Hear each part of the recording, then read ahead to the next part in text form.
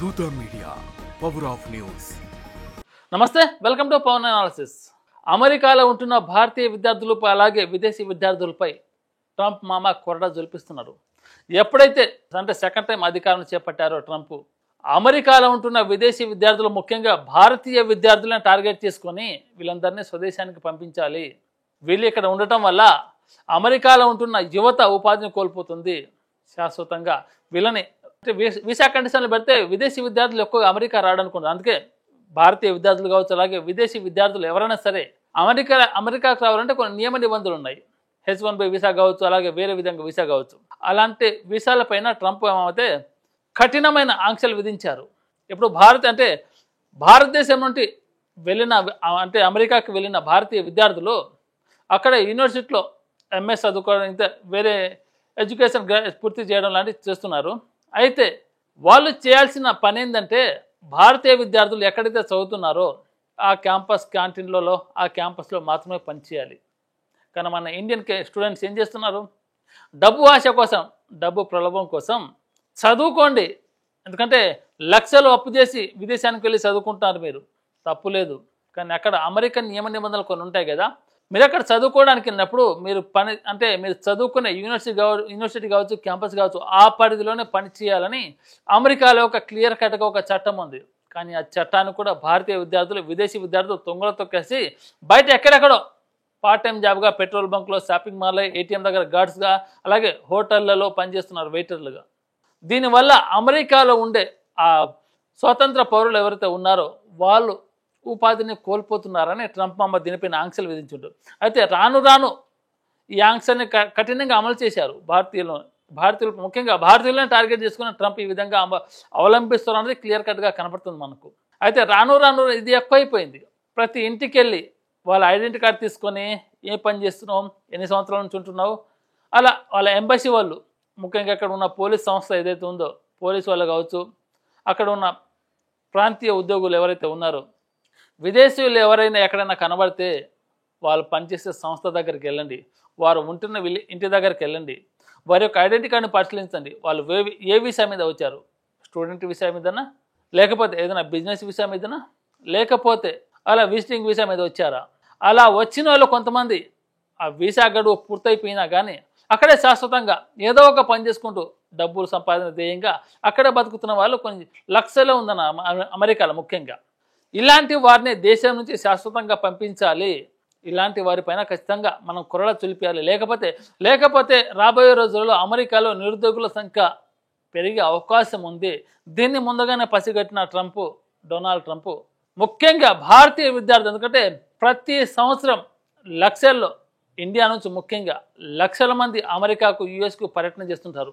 Business పరంగా కావచ్చు, education పరంగా కావచ్చు, విజిటింగ్ పరంగా కావచ్చు, ఇంకా ఇతర ఏదైనా కానీ స్టూడెంట్ వీసా పైన వెళ్ళిన వాళ్ళకు 2-3 ఇయర్స్ మాత్రమే చదువుకోవడానికి అవకాశం ఉంటుంది. తర్వాత వాళ్ళు స్వదేశానికి వచ్చేయాలి. కానీ మన వాళ్ళు ఏం చేస్తున్నారు, వీసా గడువు అయిపోయినా కానీ మనకు గ్రీన్ కార్డ్ రావాలని అక్కడే ఏదో ఒక విధంగా ఏదో ఒక పని చేసుకుంటూ, ఇక్కడ మన ఇండియాలో ఉంటే కూలినాలు చేసుకున్నట్టు అక్కడ అమెరికాలో ఉండి కూడా హోటల్లో పనిచేయడం, పెట్రోల్ బంక్లో పనిచేయడం, అలాగే ఏటీఎం కార్డు దగ్గర పనిచేయడం, అలాంటి చిన్న చిన్న డబ్బులు సంపాదించగా చిన్న చిన్న పనులు చేస్తున్నారు. అలాంటి వారిని ట్రంప్ గుర్తించి అలాంటి వారిని ఖచ్చితంగా అమెరికాలో కాకుండా వారి స్వదేశానికి పంపివేయాలి.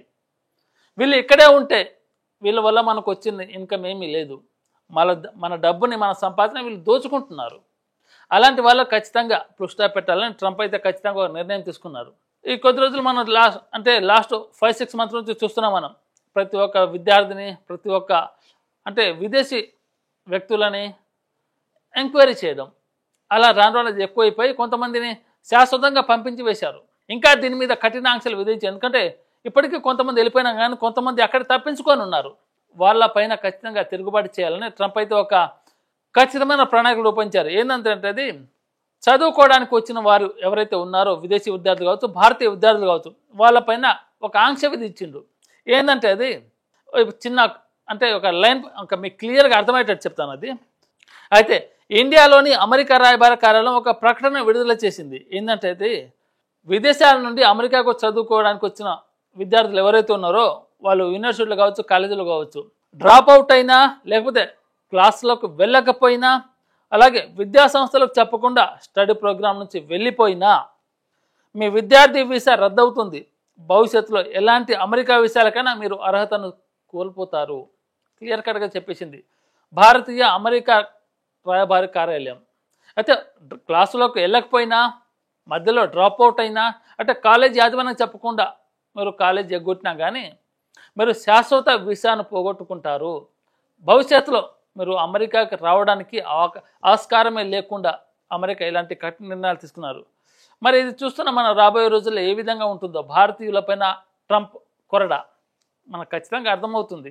ఇటు ఇండియా పరంగానే కాదు, విదేశీ విద్యార్థులు సైతం చాలామంది, ఇప్పుడు బ్రెజిల్ కావచ్చు, నైజీరియా కావచ్చు, పాకిస్తాన్ కావచ్చు, నేపాల్ కావచ్చు, ఇలా చాలామంది విద్యార్థులు అనేక పనుల మీద అమెరికాకి వెళ్తుంటారు. వాళ్ళు అక్కడ ట్యాక్స్ పే చేసి పక్కన పెడితే అక్కడ ఉన్న సంపాదన దోచుకుంటున్నారో, ముఖ్యంగా అమెరికాలో ఉంటున్న విద్యార్థులు నిరుద్యోగుల సంఖ్య పెరుగుతుందని విదేశీయులు ఎవరైతే ఉన్నారో వీళ్ళని పంపిస్తే మనం ఆర్థికంగా ఎదుగుతాం, మన యువతకి ఇక్కడ ఉపాధి లభిస్తుంది, మనం స్వేచ్ఛగా తిరుగుతాం. కానీ విదేశం నుంచి వచ్చిన విద్యార్థులు ఇక్కడ సంపాదించుకొని వీళ్ళు ఇక్కడ స్వేచ్ఛగా తిరుగుతూ వీళ్ళు జీవన విధానాన్ని స్వేచ్ఛగా కొనసాగిస్తూ స్థానికంగా ఉన్న యువతను మోసం చేస్తున్నారు. వాళ్ళకు ఉద్యోగం లేకుండా వాళ్ళ ఉద్యోగాన్ని కూడా వీళ్ళే చేస్తున్నారంటే అక్కడ ఎవరైతే ఉన్నారో ప్రభుత్వ అధికారులు కావచ్చు, అమెరికా రాయబార కార్యాలయం కావచ్చు, ఇదంతా పసిగట్టి ముఖ్యంగా భారతీయ విద్యార్థులపైన ఖచ్చితమైన ఆంక్షలు ఇవి. ఎందుకంటే చదువుకోవడానికి కొన్ని లక్షల మంది వెళ్తారు ప్రతి సంవత్సరం. వాళ్ళందరూ కూడా గ్రాడ్యుయేషన్ అయిపోయిన తర్వాత స్వదేశానికి వచ్చేయాలి. లేకపోతే అక్కడనే క్యాంపస్లో ఏదైనా ఉద్యోగం దొరికితే అక్కడ మంచిగా సెటిల్ కావాలి. ఎడ్యుకేషన్ అయిపోయిన తర్వాత అక్కడ చిన్న పనులు, చితకా పనులు చేసుకుంటూ అక్కడే ఉంటూ, అంటే చేసిన అప్పులు తీర్చుకోవడానికి అక్కడ ఉంటున్నారు తప్ప వాళ్ళకి అక్కడ ఉండడానికి ఇంట్రెస్ట్ కాదు. లక్షలు కూడబోసి అక్కడికి వెళ్తుంటారు. ఉన్న ఇల్లు పొలాలు అమ్ముకుని తాకట్టు పెట్టి మరి అమెరికాకి వెళ్ళి చదువుకొని అక్కడే డబ్బు సంపాదించి జీవితంలో శాశ్వతంగా స్థిరపడదామని అనుకొని కొంతమంది యువత ఫ్యామిలీని వదిలిపెట్టి అక్కడికి వెళ్తుంటారు.